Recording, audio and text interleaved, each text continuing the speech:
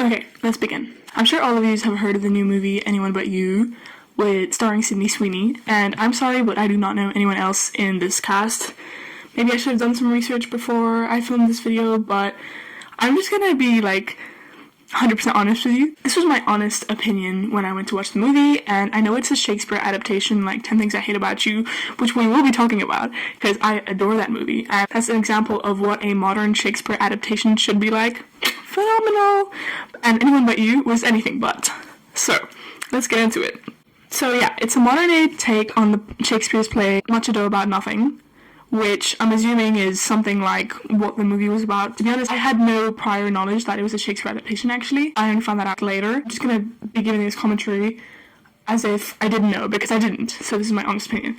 I went to get a prop. So this would be like a movie review of a movie without previously watching the play or knowing anything about the play, which I think should be fine. Like, you should be able to have a standalone movie and understand the plot without having read any Shakespeare. And I have Shakespeare here in all his glory. I wonder if the complete works of Shakespeare, so I'm sure this play's in it. Let's see if I can find the fucking text is minute, like, I will be struggling. Oh, there it is, Much Ado About Nothing, page 119. Oh my god, I could have fucking read this for this thing and done a much better video. So yeah, here we have Much Ado About Nothing.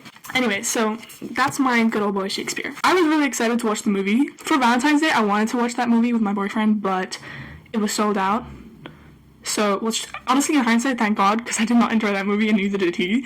So we ended up watching 10 Things I Hate About You. It was a rerun in this really cute cinema, which was so much better, because that's a real Shakespeare modern adaptation, and that's something that you should spend your time watching, not this waste of time that was Anyone But You. Okay, so both are rom-coms, and Anyone But You is like this modern rom-com.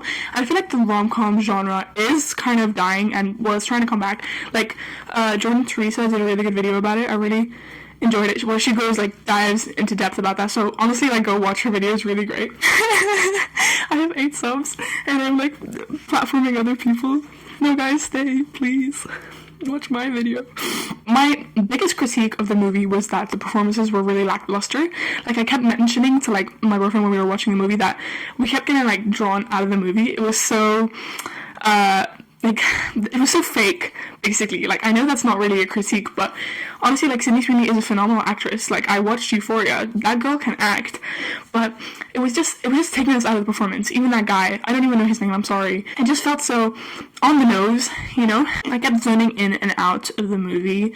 I was very much hyper aware that it was a movie, and I wasn't lost in the plot, lost in the story. 10 Things I Hate About You. I'm gonna keep comparing the two, because honestly, they're really great for comparison. One scene that stuck out to me was the scene where, I don't know if I'll play it or not, because I'm not that skilled at editing.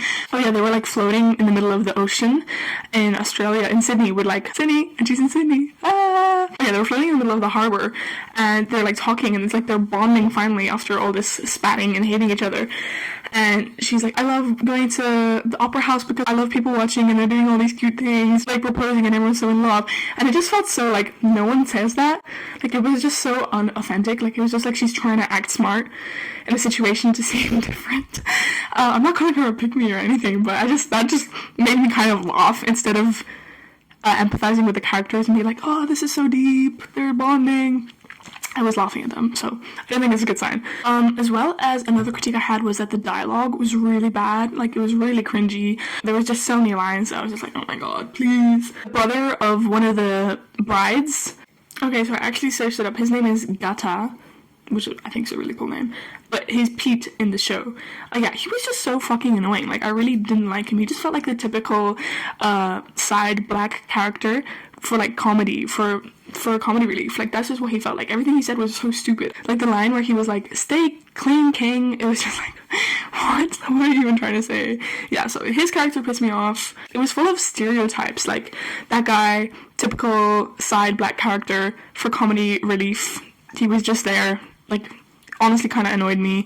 The Aussie guy as well kind of annoyed me. What was he doing? He was just the stereotype of an alcoholic, stupid surfer, blonde, dumb Australian man, really pretty, a himbo, that's the word. As well as the other guy, what was his name, Jonathan, Jackson, like Sydney Sweeney's ex-fiance, he was so annoying. Well, he wasn't annoying, but like, what the hell was he doing there? Like, Sydney Sweeney wasn't even interested in him. I have to probably say her name. I don't know her name. Oh, B or Bay.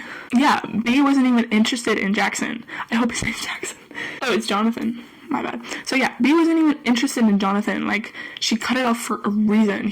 I know he was there to further the plot, like make Ben jealous, but honestly, like, it wasn't really working. He was just kind of like stuck there. Like, I felt really bad for him in the movie, but also like his character just felt so redundant. Like, he had no purpose. Okay, let's talk about what I did like in the movie. Obviously, Sydney Sweeney, I'm a big fan. Although like her acting in this movie, I'm sorry, it just was not convincing.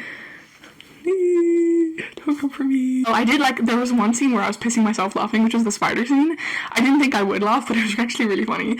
Yeah, I was pissing myself. It was a good laugh, had a good laugh. It was pretty fun. And I also liked that it was a lesbian couple just because it made it more interesting. Woo! Like just because it made it more interesting. That's really why. Yeah, they were really cute. I enjoyed the wedding. It was really like fun vibes. The aesthetic of the movie was really cool as well. Like rich people in Sydney living their life. Yeah, and also everyone was like really fucking hot. Like especially that Australian girl. The really skinny, tall, blonde one, not blonde, brunette. Yeah, she was hot. Everyone was hot. There's a pro. Even the parents were hot as well. I'm glad that like me and my boyfriend went to watch 10 Things I Hate About You instead of Anyone But You, because honestly, like, we were like not impressed when the movie ended. We were just like, bruh.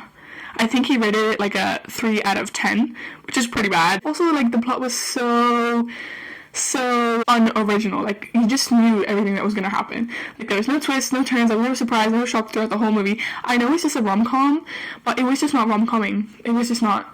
I probably should have read Shakespeare's one just to see what like the original idea was, but still, like, I feel like you can adapt Shakespeare's play into a modern format like really well. Like 10 Things I Hate About You, like that movie is phenomenal. That's just like really smartly done. It's unique, it's funny, it's original, whereas this just felt like, I don't know, it was so modern as well. Like, I'm so used to watching 2000s rom-coms, so maybe I was a bit extra critical and skeptical because I wasn't like nostalgizing it. That's not a word, but you know what I mean. It was like completely new to me, so I don't know, it just felt really modern. And I know people like hate on modern things, and it's not a real reason to not like something. They have it. This is my like honest, true thoughts and opinions. There's no in-depth research done.